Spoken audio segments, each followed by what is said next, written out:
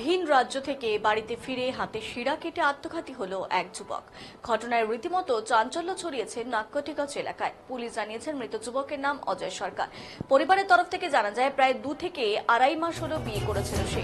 বিয়ের পর ভিন রাজ্যে কাজে গিয়েছিল। বাবার অসুস্থতা এবং দুর্গাপুজোর জন্য রবিবার রাতেই ভিন রাজ্য থেকে নিউ কোচবিহার স্টেশনে নামে ওই যুবক।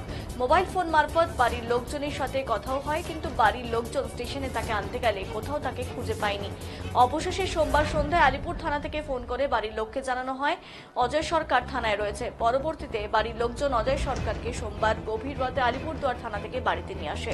রাতের খাবার খেয়ে সকলে ঘুমিয়ে পড়ে। মঙ্গলবার সকালে যুবকের শ্বশুর আসেন পুজোর নিমন্ত্রণ করতে, কিন্তু বেলা হলেও ঘুম থেকে উঠছিল না সে। ডাকাডাকি করে কোনো সারা শব্দ পাওয়া যায়নি। শেষে দরজা ভেঙে দেখা যায় ঘরে রক্তাক্ত অবস্থায় পড়ে রয়েছে এবং হাতে শিরা কাটা অবস্থায় মেঝে অচৈতন্য অবস্থায় পড়ে রয়েছে।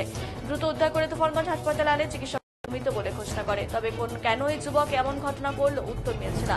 মৃতের দাদা জানান তার ভাই অত্যাধিক নেশা করত, ফলে মাথা ঠিকমতো কাজ করতো না। নেশার ঘরেই কোচবিহার থেকে আলিপুরে চলে যায় এবং সেখানেই পুলিশ আটক করে তাকে। সম্ভবত নেশার ঘরেই এমনটা করেছে বলে অনুমান তাদের।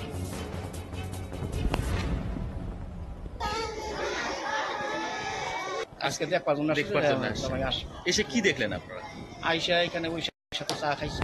চা খাইয়া ফেলে আমরা দেখি জামাইয়ের সাথে দেখা করি।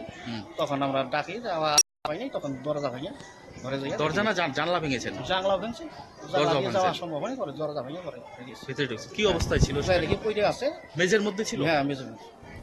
আচ্ছা, কি মনে হয় কেন এটা করতে পারে? আপনার জামাই কি কোনো সমস্যা ছিল, মানসিক সমস্যা বা অন্য কোনো কারণ? এত কিন্তু কোনো সমস্যা দেখিনি। তাহলে কেন এটা করতে পারে? এখন তো সে যখন নাই সেই তো ভালো হতে পারে। বয়স কত হবে? 30+। অজয় সরকার, বয়স 30+। বাড়ি কোন জায়গায়? নাক্কাটিগঞ্জ। মানে কি হয়েছিল? ও নাকি বাইরে থাকে? হ্যাঁ, বাইরে থেকে রোববার দিনে আসছে। বাইরে কোথা থাকে? মুম্বাইতে কাজ করতো। মুম্বাই থেকে আমাদের বলতে বাড়ি আসতেছি, রোববার দিন নামার কথা। হ্যাঁ। তো রোববার দিন থেকে নাইমা আর বাড়ি আসে নাই। পরে আমরা খোঁজাখুঁজি করলাম, নাই পাই নাই। পরে রোববার দিন সন্ধ্যাবেলায় আমাকে আলিপুর থেকে ফোন আসলো, বলতেছি আমি থানা থেকে বলতেছি, আলিপুর থানা থেকে অজয় সরকার কে হয়? আমি বলছি আমার ভাই।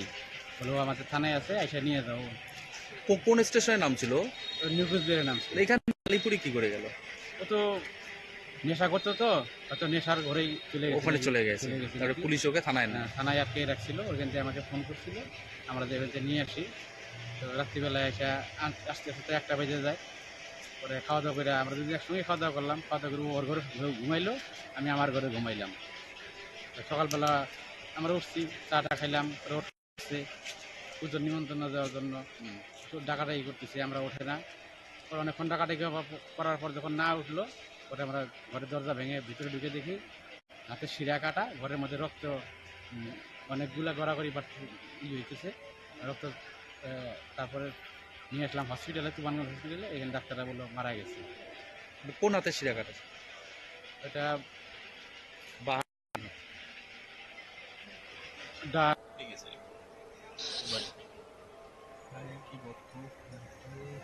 হিন্দি